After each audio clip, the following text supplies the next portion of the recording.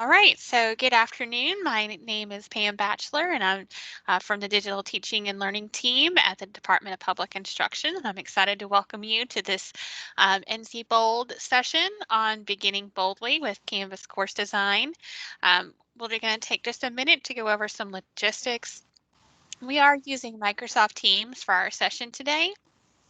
And if you're unfamiliar with Microsoft Teams, in the center of your screen, there should be some icons with your control bar. If you want to open up the chat, you can click on the little chat icon, and then also feel free to unmute at any point in time during the session today if you have questions, or you can also type them in the chat.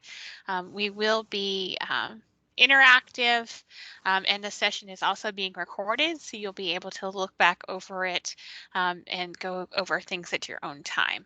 Are there any questions about Microsoft Teams or anyone having any issues? Need help?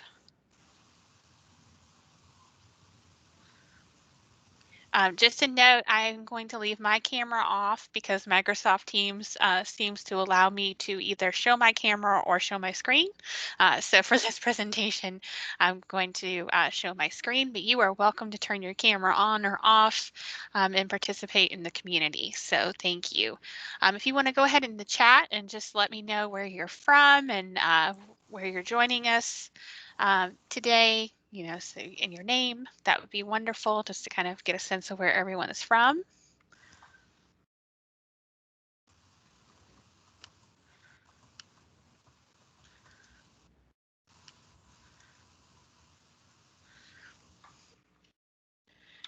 And so I did know that in the session today in description, I did put this as a beginning session for Canvas. So with a beginning session, I do encourage you to not necessarily follow along with everything I'm going to show. I encourage you to look at the resources in the slide deck that I have linked and understand that you're going to have a recording of this session. So a lot of times it works at least better for me if I kind of allow myself to watch and see what's going on and then practice on my own later. If you do want to try to follow along, you can, but I just don't recommend that just because Canvas is a wonderful learning management system, but it can be overwhelming, especially when you're first getting started. So sometimes just sitting back and kind of watching and seeing what can happen can kind of give you those new ideas and help it make it easier to transfer later on. So thank you to those of you who are putting on the chat. So Jim is joining us from Charlotte. Adelia, did I say that right? From Fayetteville? Adela, that's okay. Adela. Okay, Adela, nice to meet you. LaShawn is joining us from Vance County. Melanie is joining us from Caribous. Jessica is from Greensboro. Melanie is joining us from Burke County. Jim's joining us from Caribous. So Carabas, right? It's Carabas. Cabarrus. Cabarrus, I'm sorry. Cabarrus County, and Liz is here from Wake County. Thank you. Appreciate your sense of community. All right, so you do see what I look like. I am Pam Batchelor. I'm Digital Learning Systems Consultant. I'm the product manager for Canvas as well as Go Open NC, which is our open educational resources platform within our home base suite of applications. Please, if you are on Twitter, feel free to connect with me on Twitter. My name there is @Pam Batchelor. In addition to Canvas and Go Open, I also share lots of Googly things. I am a Google certified trainer, so feel free to reach out to me and connect, and I try to retweet out good stuff. All right, so for today's agenda, we have about 70 minutes that we're going to spend together.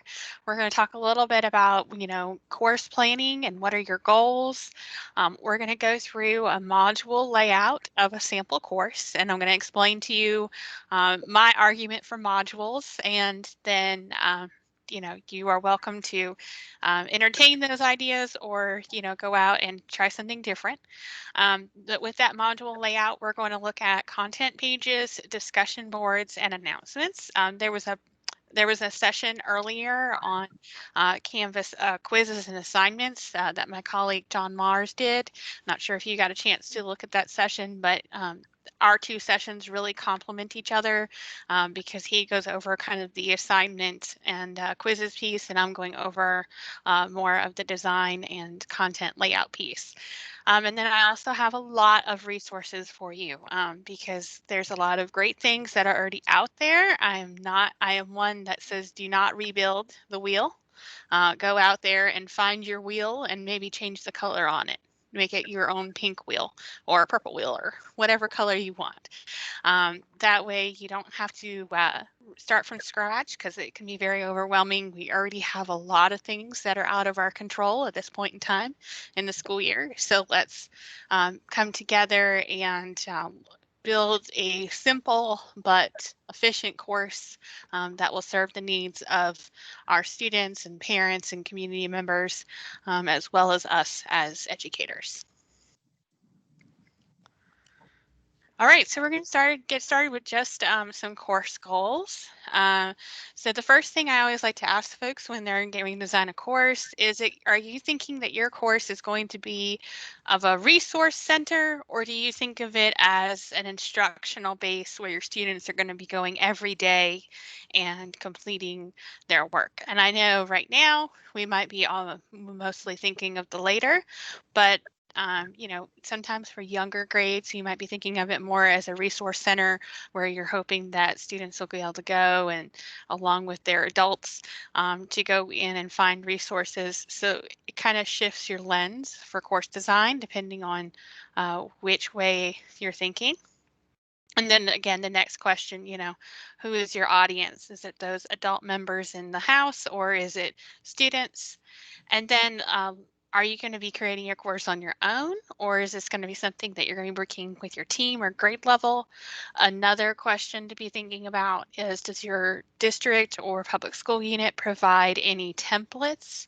I know a few districts have paid Instructure to create some custom templates, and they've kind of already pushed them down, so you would know if you have a template if when you open your courses, you already have kind of a whole homepage and design elements in there.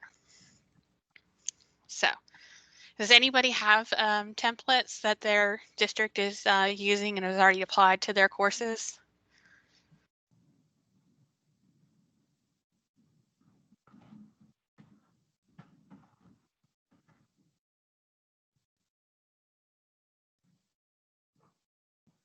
So Guilford County has a template. Awesome. So it's always nice to know what your parameters are. So if you can use whatever you would like, or if you do need to use that district template for your pages, that kind of sets the tone for what else you can do. Is anyone else aware of any like restrictions or mandates that they're being told with the Canvas course?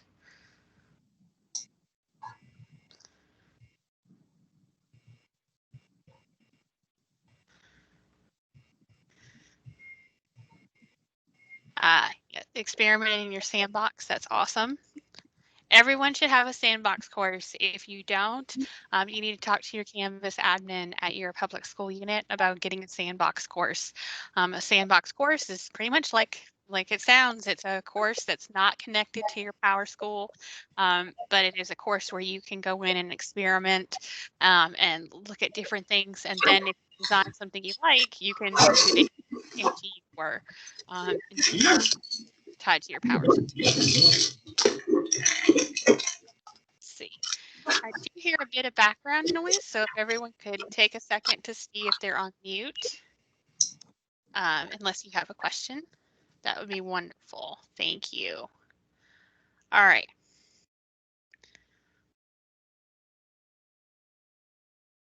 So I want us to take a minute to think about, I like to think of a good Lego, of a good Canvas course as kind of like a Lego masterpiece. And so those Legos are building blocks of content and information of how you can chunk your course.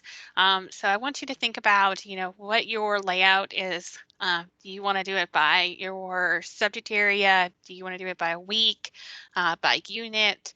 What kind of makes the most sense for your chunks of information, right? So if you know that you're teaching a semester-long course and you're going to have the same course again in the spring, then it might make sense for you to really think about by units. So that way you have your course breaking down by units, and then in the spring, it's pretty much easy to refresh and you're ready to go with a new group of students. If you're in more of an elementary setting, then I suggest the weeks because that helps students and their adults at home to be able to help keep track of what week they're on and what content they're going where. Even if you do units, you can also go in and add a calendar page for each week. So that way that would be easy enough to update for the second semester, just to help keep students on track of where they're going. Yeah, so unit makes the most sense, especially if you're, if you're your course studies and your standards and your unpacking documents are already kind of broken up that way, it makes sense. So we are going to go through a course, and I'm going to start from scratch. So you're going to see exactly what everyone sees when we start Canvas from scratch. Just to make sure, does everyone that's on the call have the paid version of Canvas, or is there anyone that's joining us that's using the free version of Canvas? So the paid version means that you have access to it through the NC Ed Cloud, and it's a red icon. Except if you're in Wake County, I think it's blue icon for Canvas. The free version, you have to log into the Canvas website.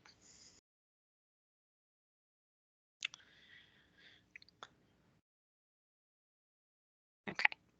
So and I asked that question because the features are pretty much the same. However, there's not as many LTI apps for the free version of Canvas, and the free version of Canvas doesn't have grade pass back, or your courses automatically be created for you through PowerSchool. So there's those pieces, but just letting you know. So Gloria is asking, great question. What do you recommend for elementary librarians? I would be thinking maybe grade band kind of makes sense to me. Like, what kind of resources would you have for the different grade levels that you're serving? I would think you could even put, maybe some genres, or come check out these research sources. Maybe you have a module for research strategies, a module for come check out these books, a module for I would just be thinking about different functions, maybe a module for your Battle of the Books team, those kinds of things. All right, so one thing I'm going to point out on this slide 7, is the Canvas instructor guides. So Canvas is a learning management system used across the world. They are really incredible. The first system that I've ever used where they have rolling updates every 3 weeks to their platform with no downtime. Now, I say no downtime. We all know that in the last few weeks, the demand for Canvas has been unprecedented, and they've had some slowness and other issues. But for the most part, there's like no maintenance periods or weekends for Canvas. It's usually up all the time and available. So these instructor guides are really important because I'm going to click on this link and take you to the page. And I'm also going to put this in the chat. These instructor guides are updated by Canvas every time they make an update, and they are full of screenshots and video tutorials.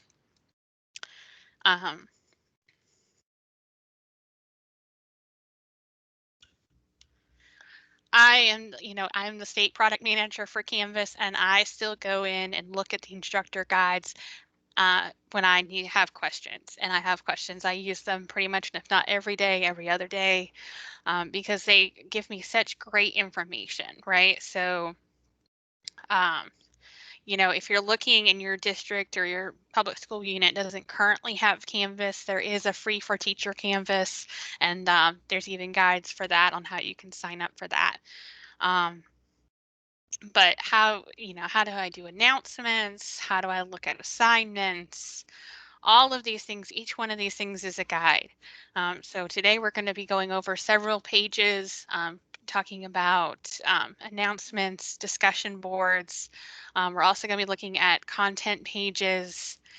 So all of these different things, you can come back to the guides whenever you have questions, right? So how do I link a YouTube video in a discussion reply, right? So it comes, open one of these up and it gives you step by step with screenshots. And the great thing about the Canvas guides is they update the screenshots whenever there's updates to the product. So I've never found a Canvas guide that was out of date. So very handy resource. So if you haven't bookmarked the guides, I would definitely recommend you bookmark this site so that way you can come back to it with all the resources. It's also linked in your Canvas account as well. When you go into Canvas, if you click on that little question mark icon on the left side, um, you'll see the Canvas guides are linked right here.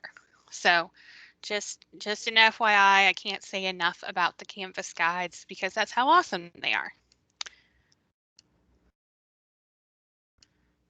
All right, one more note before we dig into the Canvas course and actually start building. Just some accessibility best practices. So how many of you have looked at Canvas and noticed that there's not a way to change fonts? Has anybody noticed that?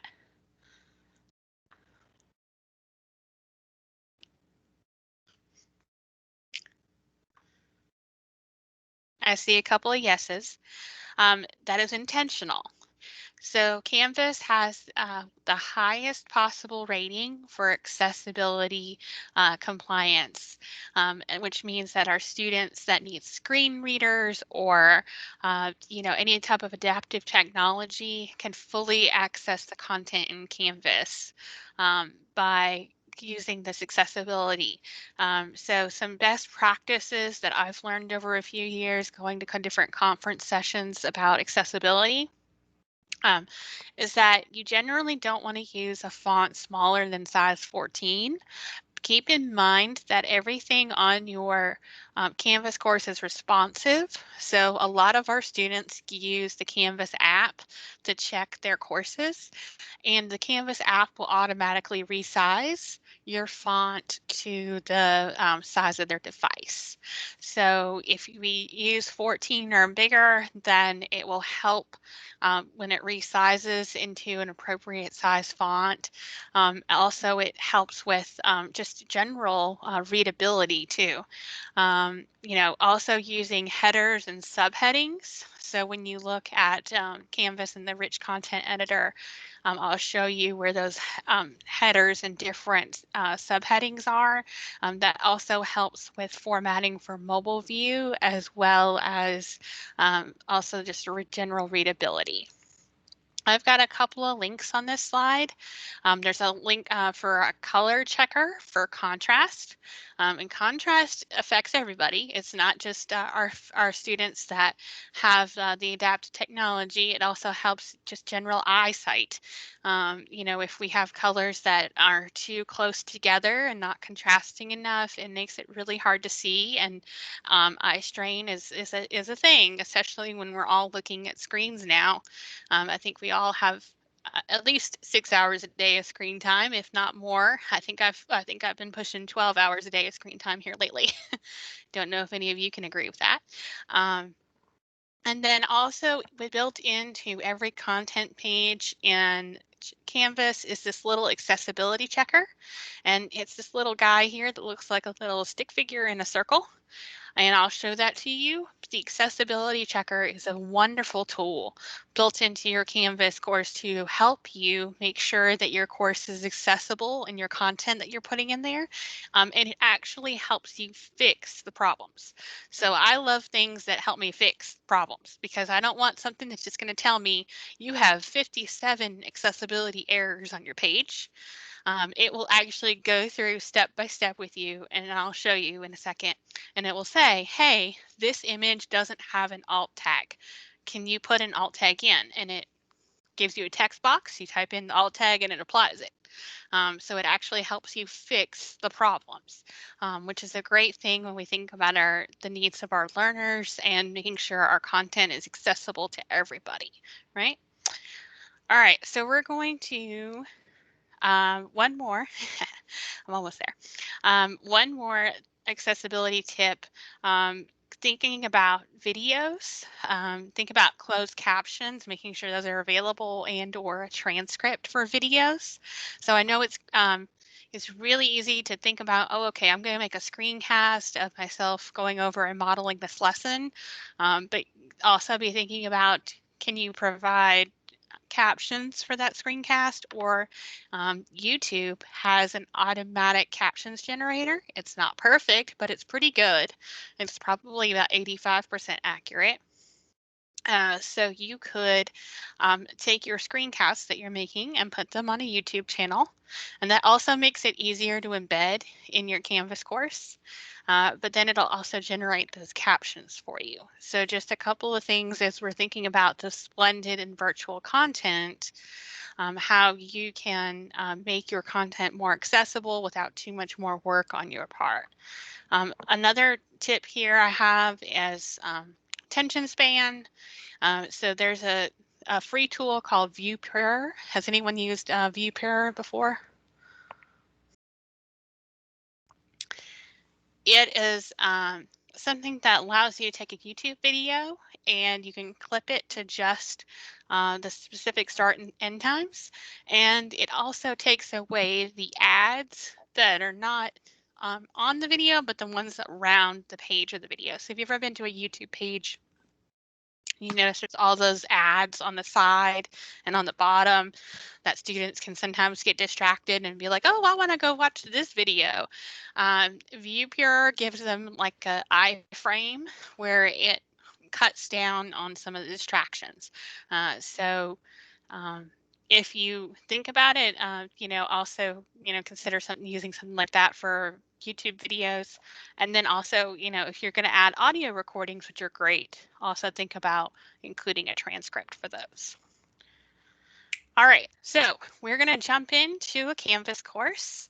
And again, I encourage you just to kind of watch and maybe be looking at some of these resources that are in the slide deck.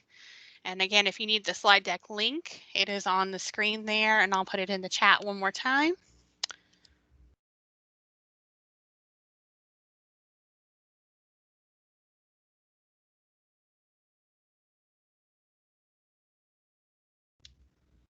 There we go. And we are going to open up a Canvas course. And I have a brand new course. So this is a course I just created, and you can see what it looks like when you open up a Canvas course. Anyone have one that looks like mine? Yes. And it's the reason why they call it Canvas, right? Because you open it up and you're like, oh, it's blank. Okay, well, we're going to take care of that. So the first thing that I always like to do is think about how we're going to build those blocks. Remember, we're going to have those Legos of our content. And so a module view to me is just the cleanest way to organize our content. So I'm just going to make a module. And you can either click on this create new module, or you can go up here to the plus button where it says module. And so a module is kind of like your file folder or your binder, right, for that unit or that week, right? It's going to hold stuff, but the module itself is just kind of a container, right? So we can go ahead and call this one week 1. And notice that I had that option there where you can lock it. So if I go into edit, I can say lock until. So that way, if you don't want your students to work ahead, right? So if I go in and I say, I'm going to go ahead and create week 1 and week 2, and I'm going to say lock until, and go ahead and put on my calendar. Maybe that one doesn't need to unlock until September 25th. And so that way, this one's not going to unlock until that week, that date. But my week 1, so now I have these empty containers, right? So I can go right over here to the little plus button next to the module, and I can say, what do I want to add? And this is a drop down box. So maybe I'm just going to start with a content page. And when you open it, you say new page. And we're going to say week 1 overview. Okay, because I always think whether it's week 1, unit 1, whatever, you should always start with an overview. All right, so we're just going to add, and it's going to give me a new page. It doesn't have anything on it, but it's okay. So we're just going to add a week 1 overview. Maybe I'm going to add another one. That's another new page, and I'm going to call it week 1 homework. So I'm just building out my empty pieces right now. I don't have anything on any of these, but I'm just kind of laying them out how I'm thinking it's going to work, right? So I have week 1 overview, homework, week 1 content,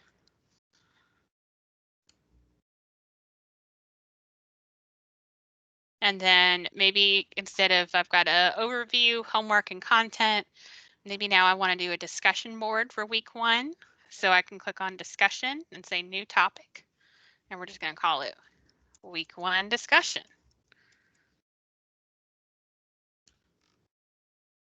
Now you'll notice that there's some that you can drag and drop these. So if you want them to be in a different order, Canvas puts everything in alphabetical order within a module. If that bothers you, then use numbers. So like if you wanted it to be 1.0, 2.0, 3.0, you could also add that to the name to put everything in a numerical order. So just keep that in mind. That's an option if you're not okay with just ABC order. All right, so I've got, oh, not a new module. All right, so I've got a discussion, and notice there's also these other things. So maybe we want to add an external URL. All right, so I used to teach social studies, so current events was a big part of my world. So maybe I wanted my students to be able to go to Dogo News. Dogo, there we go. I put Dojo.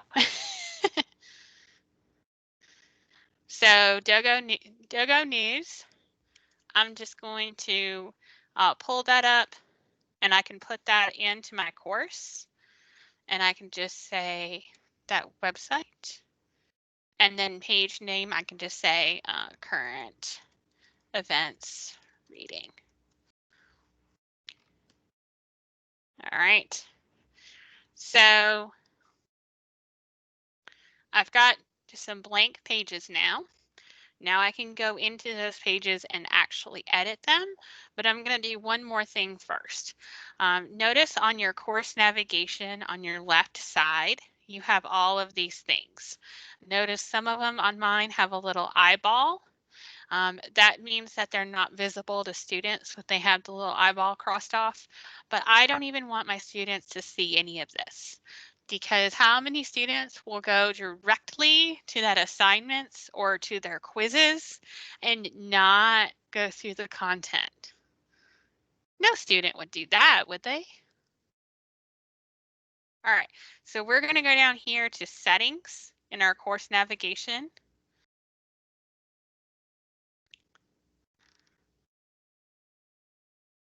And right here where it says navigation tab, we can drag and drop things to reorder them or to remove them.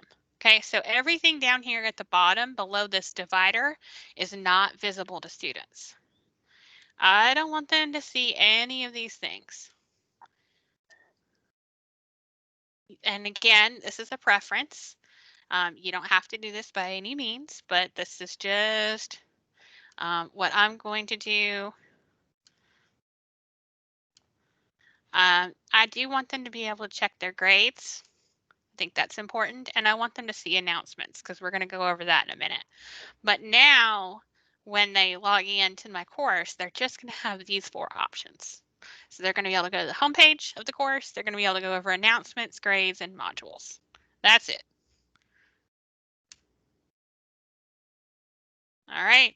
So now you'll notice that my navigation over here on the left is a lot cleaner, and I have a lot more of those little eyeball symbols.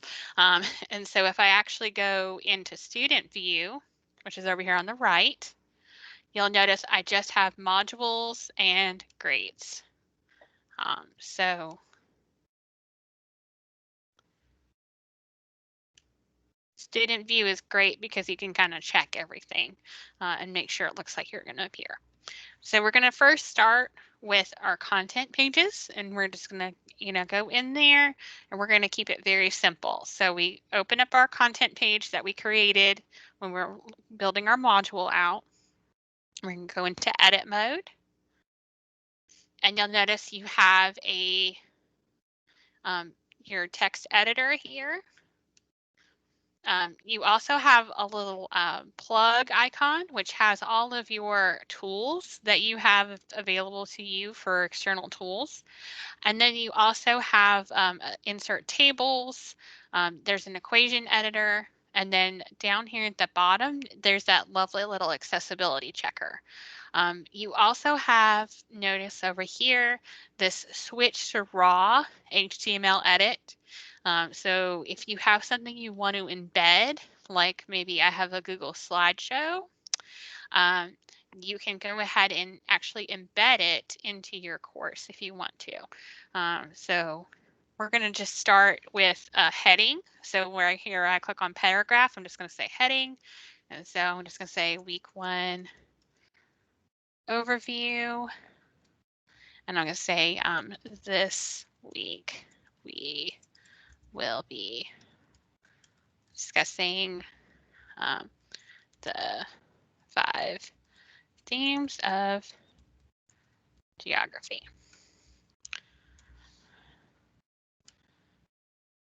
All right. You can also go in here and there's some limited color options. Maybe I want to leave that text that color, but maybe I'll make that a different color. I'll go back to black for that. Right. We can also go in here and put in an image. So you can upload an image, or you can go in and look at course images. So I'm just going to click on upload an image. And instead of using one that's on my computer, notice that Canvas has Unsplash built into it. Unsplash is a open resource, openly licensed image search. So I can go in here and maybe look for geography.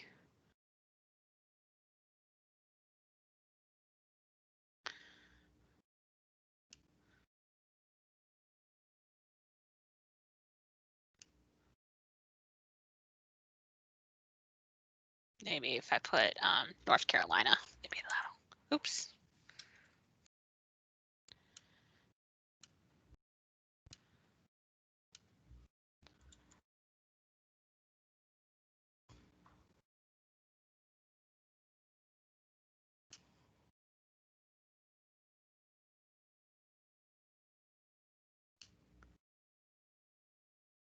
Maybe I'll be a little more specific map. Here we go.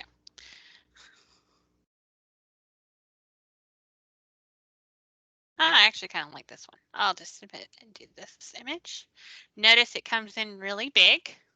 To resize it, we're going to just use those little grabbers. I like to make it. And you can also make it so it's in the center. Maybe I'll make this in the center. All right. One thing I do like to recommend is that in your overview, maybe I'm going to make a table of what the students will be learning about each day, right? Or what they're supposed to be doing each day. So I'm just going to draw in a table here with the table tool. 1, 2, 3, 4, 5, 6. All right, and so I'm just going to call it day content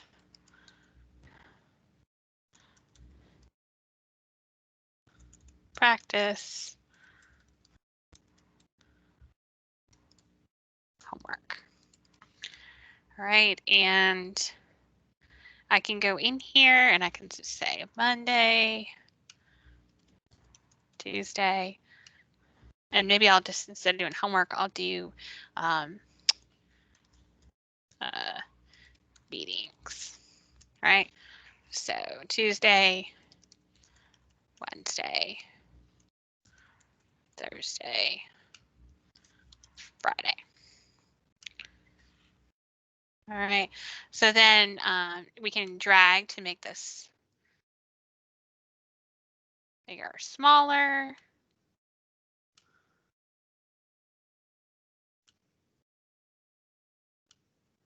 And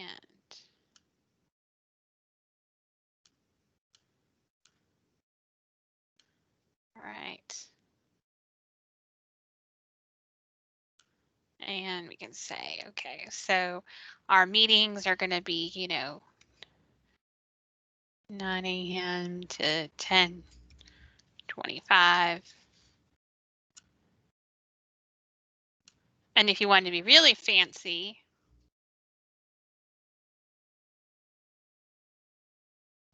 you could even put a link in. You could link this text to your Google Meet or Zoom or whatever you're using for meetings at this point in time.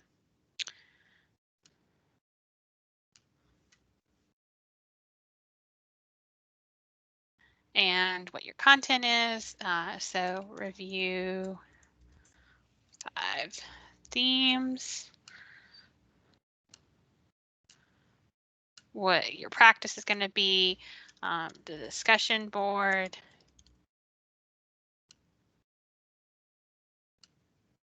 Oop.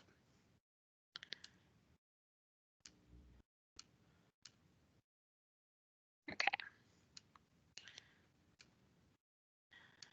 Okay. So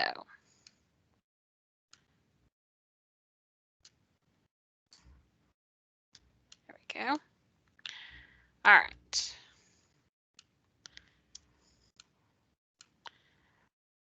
Everyone kind of understand everything I'm doing so far? We'll actually bring that. There we go. Any questions about what we've got so far? If I wanted to make this a link, I could certainly just highlight the text and go over here to my little chain and put in a link. You can either link internally within your course or to a website. So like if I had a Google Meet link, and then maybe I'll put down here at the bottom, and maybe I'll use heading 3. Don't forget to check your homework for the week. And where it says homework, I'm going to put in a link, and I'm going to do a course link to my pages. And I'm going to do a link to that page that is the link for week 1 homework.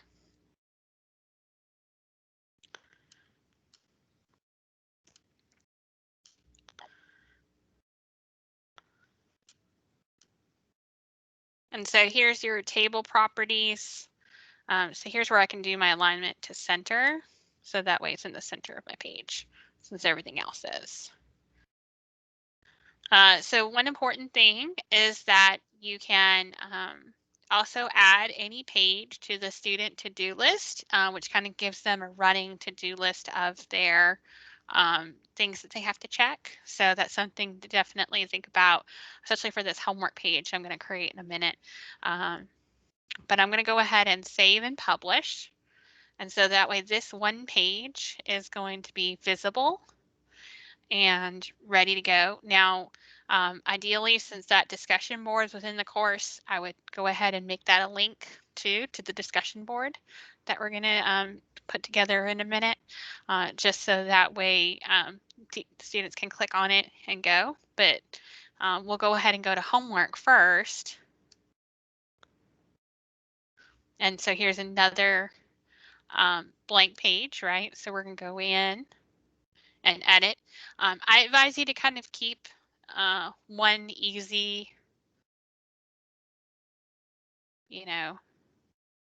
maybe I'm not even going to do a table this time. I'll just do a heading and I'll say homework for week 1.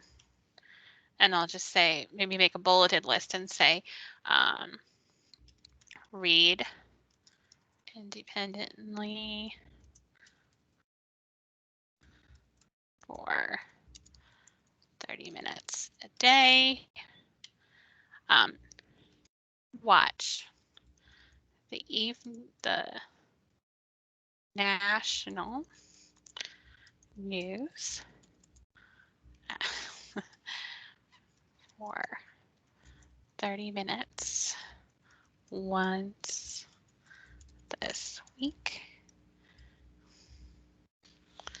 All right. And again, I'm going to add this to my student to-do list, and it's going to give me a due date. So that way they can have it be done by this Friday, right? Because I want them to have this homework. Again, I'm going to save and publish.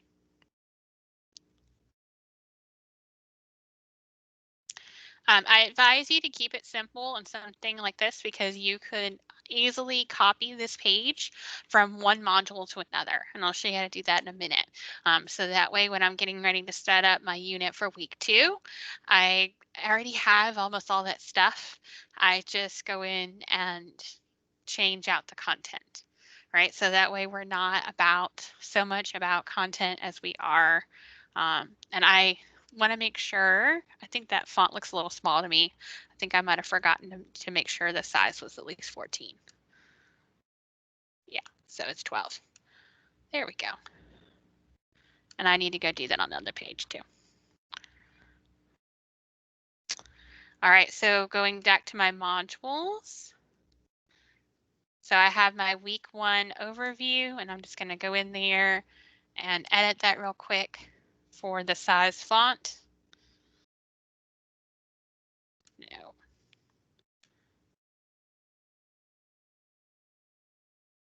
I just highlighted all of it. There we go. And I'm going to go in here and make this a link too while I'm here.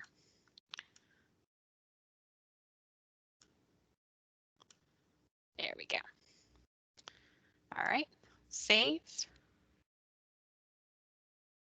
All right, so here's my week 1 overview. And then from my content page, we can go in here and edit.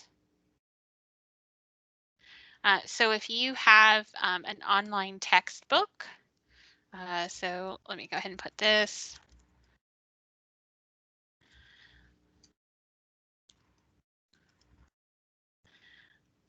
CK12, if you haven't heard of them, is kind of fantastic online textbooks. So I'm going to look there, but you may have a resource that your PSU provides for your content, but I'm just going to go in here and we're going to look for social studies, and we're going to just go ahead and do geography. And so this one, I believe, is a college level text. So we're going to go back and let me just browse all of them.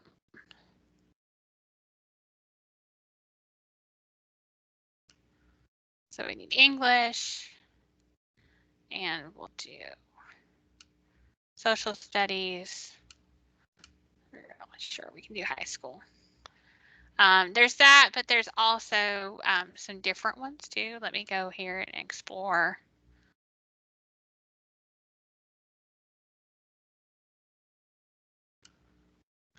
was it? Studies. Here we go. And this is what I'm used to. They changed their interface on me here. And let me just look for 5 themes of geography.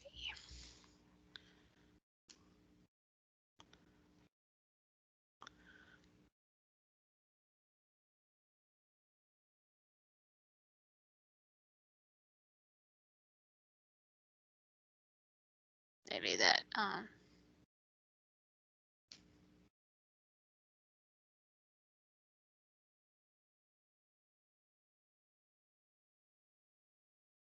right. So this isn't exactly what I wanted, but for the sake of time, we can go in here and just simply go into our content and say CK12 textbook. And add the link.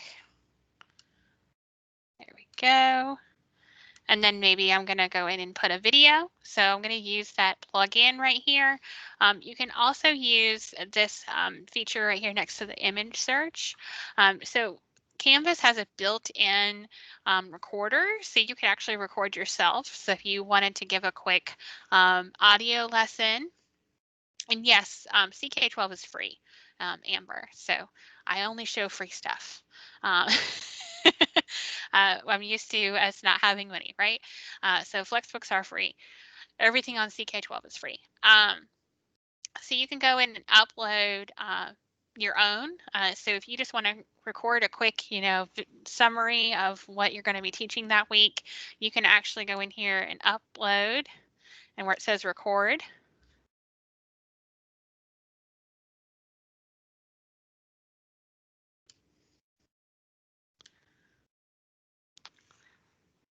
you can actually say, hi, oh, it counts down.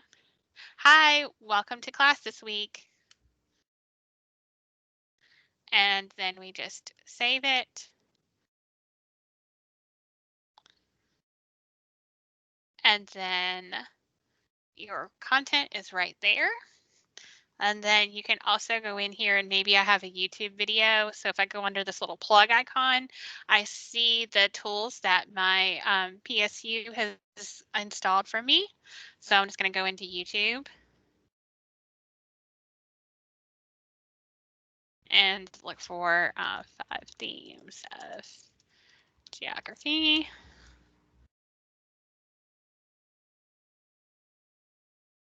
Oh, okay, Fortnite edition. Okay, my students would definitely like this. Of course, I would recommend that you fully watch any video that before you put it in your Canvas course.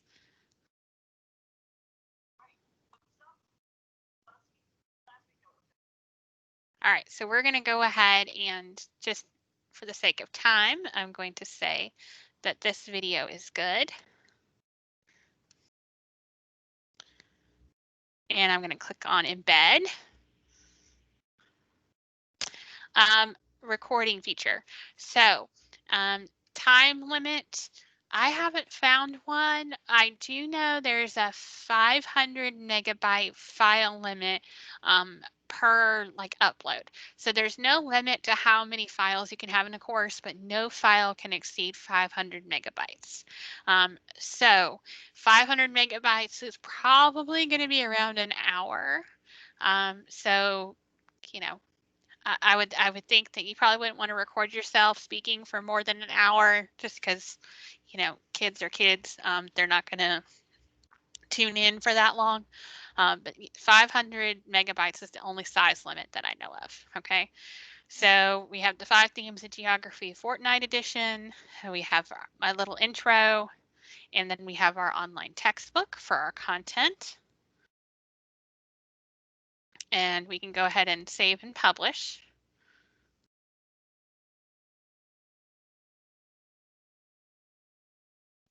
Notice one thing I really like about the modules is that I have these previous and next buttons. So within your module, a module gives that nice cohesive view, right? So students have gone through and they've seen that here's the overview where they're going to look for the, what they're going to do. Here's their week 1 homework. Here's their content to access. And then the next thing we're going to talk about is our discussion, right? So our discussion, we need to go in again and edit. And very similar, it gives us, our text editor. We have our accessibility checker. So I'm going to go in here again, and I'm just going to find an image for question.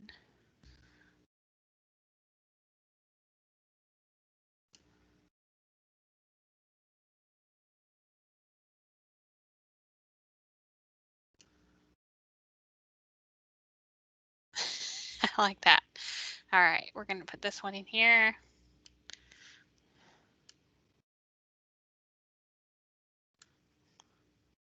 So we're going to put that in the center, and underneath I'll put a header. I'm going to say week 1 discussion.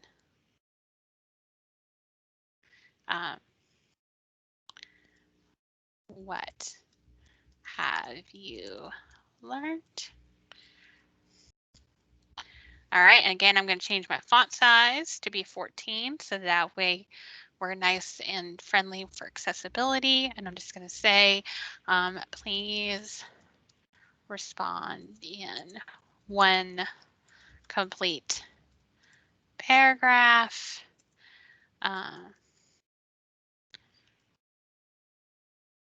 Oops. About 3 key points you have learned this week. Additionally, give an example of each of the 5 themes of geography. Okay. And I'm going to center that. All right, so now we can have where we can upload attachments as well to our discussion boards. We have some options here. I like this one here, users must post before seeing others' responses. So that way you're getting their original thoughts before they've had any impressions or examples given to them by other students. You can allow them to be graded if you would like to. You can also allow them to like each other's posts. I like that feature as well. It kind of includes the students with community with a discussion. Points possible. So we can display this grade as points, or we can just do a simple complete, incomplete.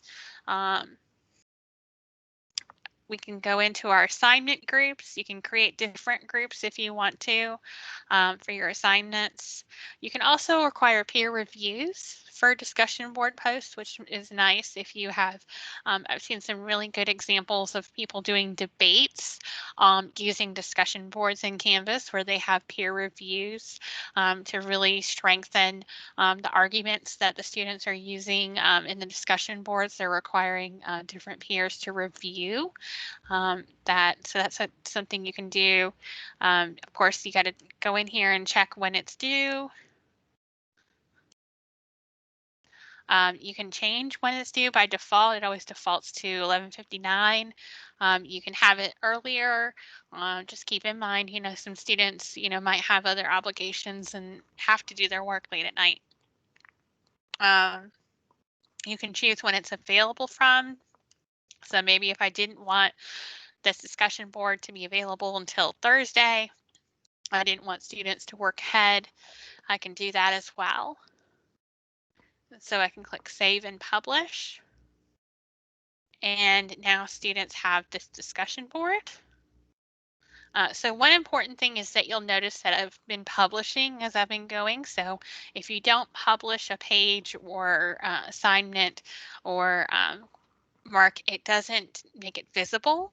Lastly, you have to also publish a module, right? So you notice there that it's published or unpublished. So if it's unpublished, it just doesn't appear to students at all. All right, so now I'm going to go to my home screen and I'm going to go into that student view again, and I'm just going to make sure that everything is looking for that is good for them. Okay, so now my students, when they log in, they'll see this week 1 module. They'll see their discussion, their homework. They can also see their to-do list, right? So I have that discussion board that they have to do as well as the homework.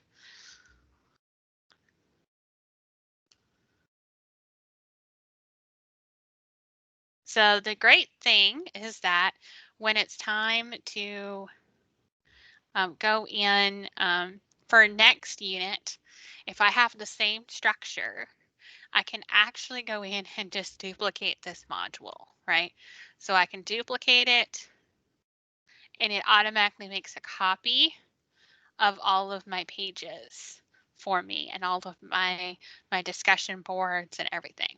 So I encourage you to consider coming up with what your preferred format is and what kind of your layout is, and then make one module and then go in and duplicate it however many times. So just so that way you're saving yourself that time and that setup. And then all you have to do is go in there and edit the content of what you're going to be doing.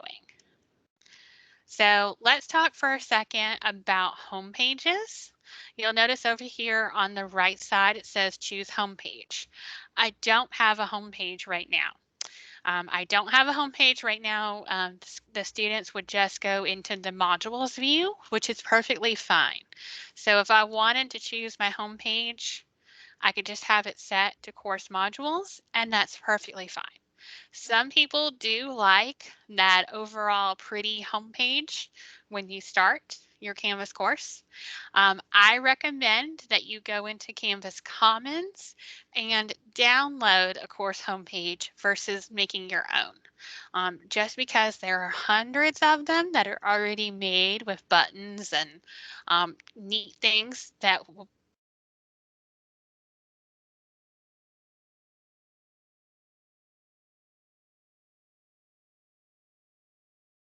Oh, okay.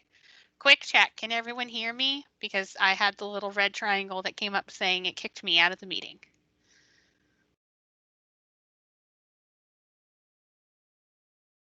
If you can hear me, if you can type in chat. Yeah, we can hear you. Okay. All right. Well, I have a red triangle of doom. Hopefully it's hopefully it's gonna go away. All right. Thank you for letting me know you can hear me. Hopefully that's just a false alarm.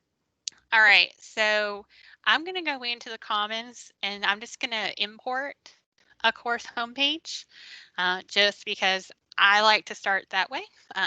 So Commons is right here. It's your C with an arrow. In some PSUs, and if you're using the free version doesn't have access to Commons. And then in some PSUs, they've locked Commons.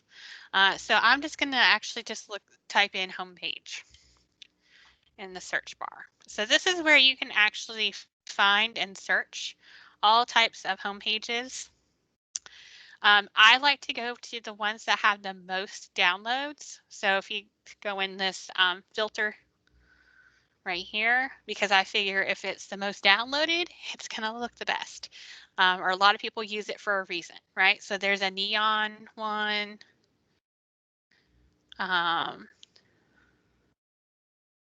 Let's just look at this. When you click on it, it's going to give you a preview.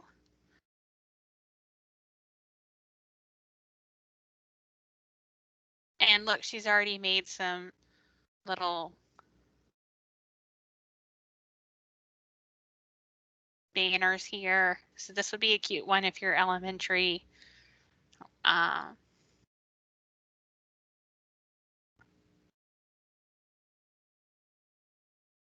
Look, someone made their Bitmoji classroom.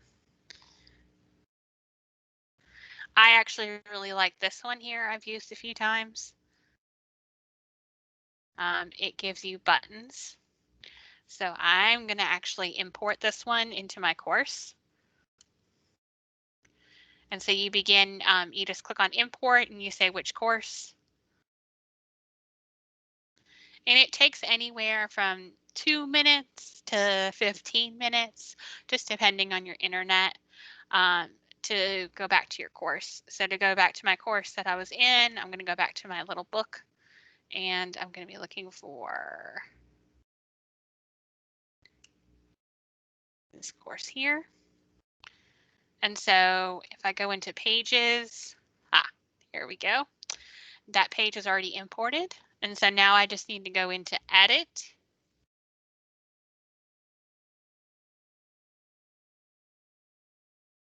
And I can say, welcome to world history. And we're going to get rid of the Latin. I am so excited to be your teacher this year.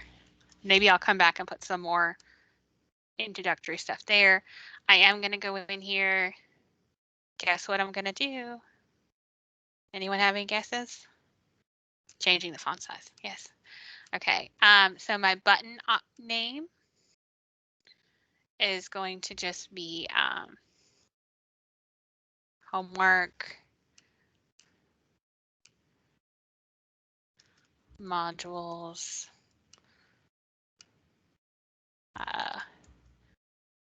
Google Meets school homepage and about, oops, go.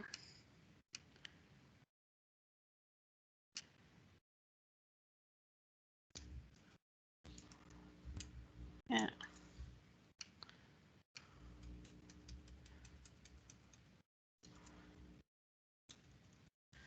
And there we go. I'll just leave that one there. Okay. And these all need to be 14. There we go. Okay. And save. And see how it changed the buttons for me? I just modified that. Now the buttons don't work. So I do need to go back in. And I'm going to change that to an internal course. You can change the links there, so I would change it to our links that we want, but I'll do that later. And now I can go to my home screen again, and where it says choose home page, I can now choose that page. And now my students will see this when they first log into the course, but then they can click modules, either one of these buttons, and they would now see their modules.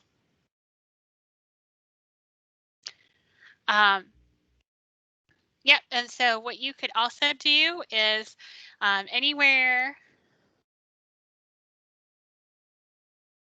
where these, you could, from your modules pages, you could also, so if you had it in your sandbox course, what you would do is go into settings. So the question in the chat is, if I have something in the sandbox course, can I import it into my course I'm teaching? And you certainly can. So you go into your settings and then you go into import course content. and you would say copy a Canvas course, and you'd ask for the name. So you type in the name of your Sandbox course, and then you would just say select specific content, and it'll put all the pages and modules up there, and you would just choose the ones that you want to import from your Sandbox. So you can certainly do that. All right, the last thing I wanted to talk to you about, and we have 12 minutes left, is looking at announcements. So how many of you do some type of like daily check-in with your students, or you have a place for them to post every day? Yeah, well, announcements is a great way to do that within a Canvas course. So I'm going to go to this announcements, and I'm going to click on plus announcement. And this is going to create a new announcement. And so maybe I'll just say, you know, Thursday check-in. All right, and so again, I'm going to change my font size. Maybe I'm going to put in a funny picture. So I'll put in a puppy. All right. Again, it's huge. All right. And we're going to go down here and call it 2 Thursday check-in. So announcements aren't related to a specific module. They're kind of like a whole course kind of announcement. But they'll show up on the homepage as soon as the students log in. And so you can absolutely have a syllabus and have that button. I hid mine because I don't have a syllabus for this course, but if you had one, absolutely you'd want to make it so students can click on it to view it. All right. And you do that under course settings and going to the navigation. All right, so here's our Thursday check-in. How are you doing today?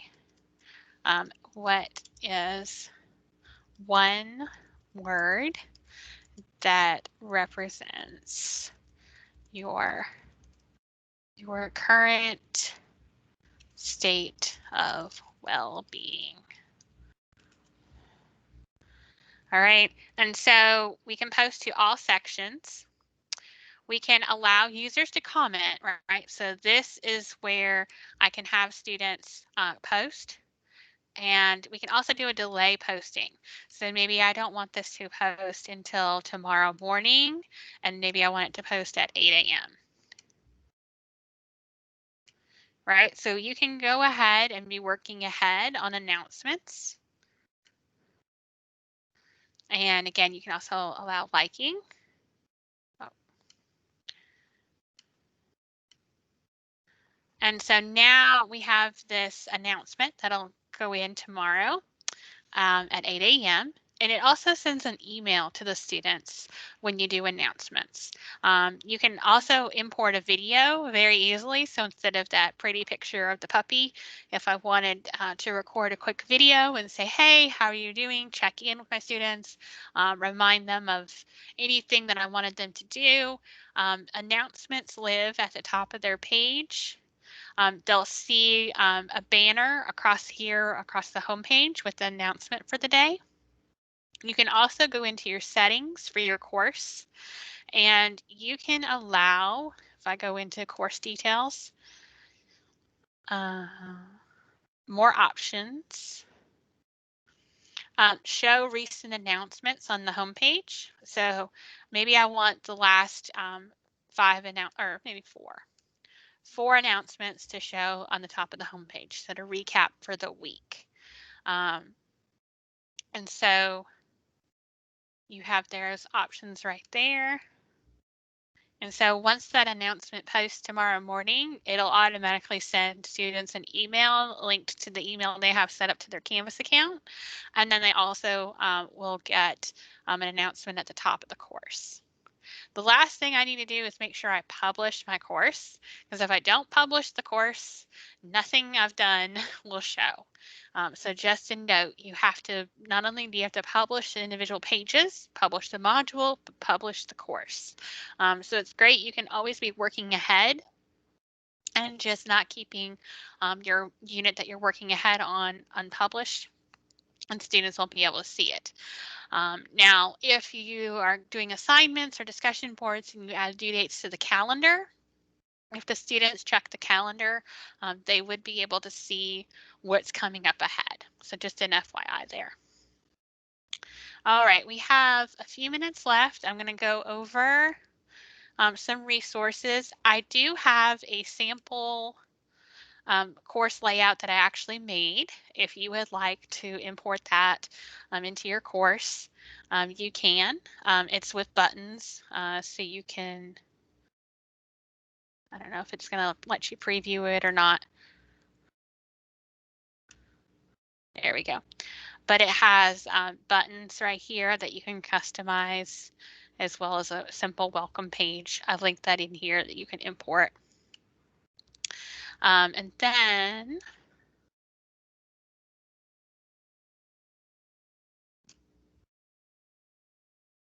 I also linked in here some parent apps and resources for you. So in case you are looking for parents, or they are called observers in Canvas. And so you can go in and add and share resources for your parents. And there's even one in Spanish. There's this awesome Google Doc that someone has collected a whole bunch of Canvas resources. There's some amazing Facebook groups. If you are not a member of some of these Facebook groups, I encourage you to do so. There's also YouTube tutorials in here. The Facebook groups are great because people are always sharing their work that they've done, and I find that very great, because that's such a freeing thing to know that, hey, someone can help you and they're willing to share their work that they've done. We also have back to school videos where you can get CU credit for watching these videos. They're 30 minutes each, and then you can fill out a Google form to get a CU certificate. And we also have monthly webinars for Canvas. So our webinars for September are coming up on the 29th. We have them at 3 p.m. and 7 p.m. And I'm going to answer your question, Jim. Let me just go ahead and get this QR code. So for the CK12, I still have it up. So there's a couple of ways you can go about this. Yes, you could definitely use a library page. Just look for a pretty homepage. There's probably already a library homepage for you in the comments, and just put a bunch of links on there. Absolutely, that would work. So Jim, for your question, so I think the best way would actually be to get the link for the page. And there's actually a CK12 tool for Canvas where you can actually bring in the pages. There's a LTI, or you can go into your modules, and just like I added that current events page, I would actually add your textbook page, right? So I can go into that module and click on the plus icon and external URL and just call it textbook.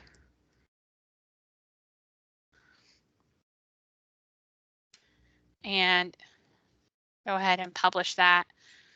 And so now you'll notice it's within your Canvas course, but it's that page. So hopefully that was helpful. All right, so we're going to go ahead and present the QR code. And I'll also put in the link in case you can't use the QR code for your attendance for today.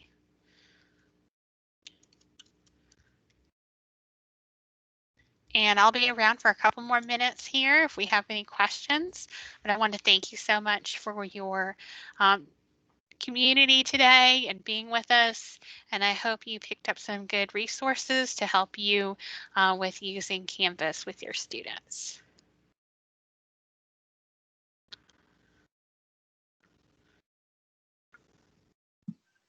Thank you. That was very helpful. Oh, great.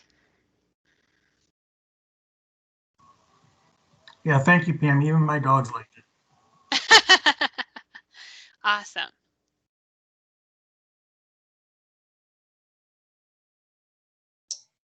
So Pam, how will we be able to get to this presentation to refer back to it?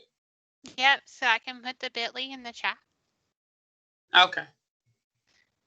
And when you open up the presentation, you should be able to click on the little Add to My Drive button at the top and actually save the presentation to your Google Drive so that way you can have it to go back to.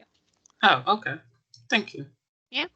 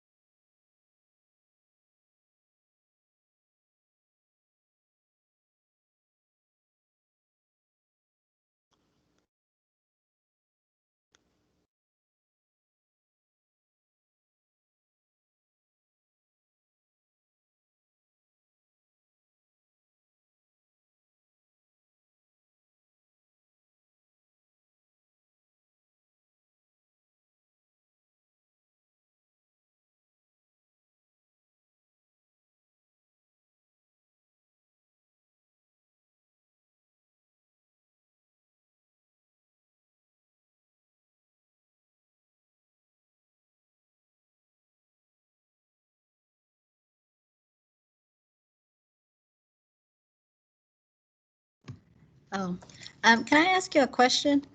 Sure. Because I kind of set up everything, and so now I'm to the part where the grading part is. And so on my grading, I did my grades, and I made sure that it's published so they can see it on my assignments and so forth. But I still have the eye that's on the grade. When I go to gradebook, it shows the eye on each of their grade, and I don't know where else to turn it on so the kids can view their grades. So have you gone into student view and checked on grades to see if they can see them? Let me see real quick. That's a good question. Okay. Let me do that right now. And then maybe if, depending on what that shows, I would just ask one of your students to see if they can see the grades. Okay. Because sometimes that eye also can be up there. I've found for things that I need to grade. And so once I grade it, it still shows because I've put a grade in. Does that make sense? Yes, because I got the grades in and they're in Power School, but Right. it still shows on my end that it has the eye on each of the grades. Right. Well, okay, I don't understand, but okay. Let me do it right now.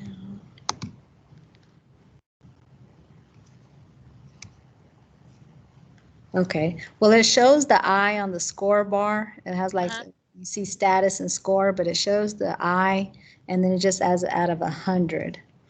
Right. And so when you're in student view, you're in just like a general student view. You're not in like a specific student. No. But since Okay. they're seeing that like out of the 100, they should be actually able to see their grade. So I would just double check with a student to make sure. Okay. All right. Thank you so much. No problem. All right. Any other questions?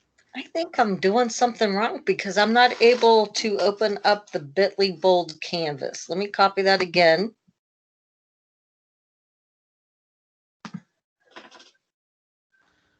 Oh, there it is. You know. So when you go up there, there should be this little thing that says add shortcut to drive or add to my drive. And that way you can have it saved to your drive. So that way Oh, that would be wonderful. that presentation will be there. So Okay, you have a blessed night. All right. You can have a great afternoon. All right. Thank you Yeah. guys for all you do. Thank you. And this is an incredible year for all of us.